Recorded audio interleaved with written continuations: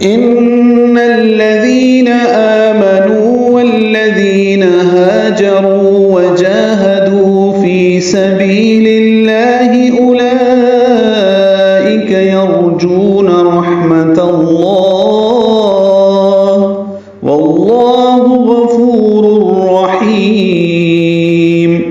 سورۃ الانفال کے آخری رکوع میں آیت نمبر 72 ہے، اسی طرح سورۃ التوبہ آیت نمبر 20 میں اس جیسے الفاظ ہیں۔ ان الذین آمنوا، نون مشدد پہ غنہ ہے، نون کو الذین کے لام سے ملانا ہے، الذین کا حمزہ عارضی ہوتا ہے، ذال نرمی سے پڑھنا ہے، ذی یا مدہ ہے۔ آمنوا، یہ آ مد بدل ہے، نو واو مدہ، دونوں کو دو دو حرکات لمبا کریں گے۔ نو واو مدہ کے بعد پھر واو ہے، لیکن ملا نہیں سکتے، مد اصلی اگلے حرف میں ضم نہیں ہوتی۔ والذین، پہلے الذین پڑھا، والذین پڑھ رہے ہیں۔ ہاجروا، ہا الف مدہ، رو واو مدہ، یہاں بھی آگے واو آ گئی۔ وجاہدوا، جا کھڑا زبر، قائم مقام مد اصلی، دو واو مدہ۔ فی یا مدہ، سبی بی یا مدہ۔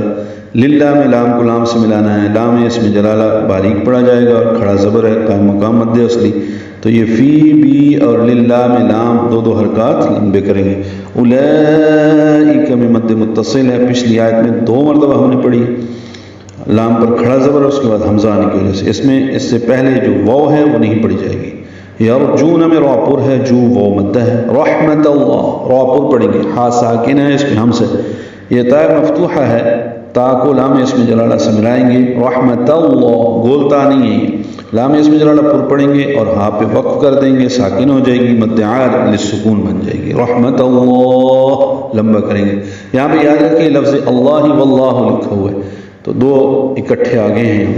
واو کو لام اس میں جلالہ سے ملائیں گے، لام اس میں جلالہ پر پڑھیں گے، واللہ غفور، غین پر پڑھیں گے، فو واو مدہ ہے، را کو پر پڑھنا ہے کیونکہ 2 پیشے ہیں، تنوین کے بعد پھر را ہے، دونوں راؤں کا ادغام کر دیں گے، یہ ادغام کامل ہوگا، رور غفور الرحیم، را پر پڑھیں گے، ہا وسط حلق سے ادا کریں گے، اس کو لمبا کریں گے، میم ساکن کر دیں گے، عارضی وقف ہے تو مد عارض للسکون، غفور الرحیم، ہا کو لمبا کریں گے اور میم پہ ہونٹ بند کر لیں گے، اظہار شفوی ہو جائے گا وقفاً۔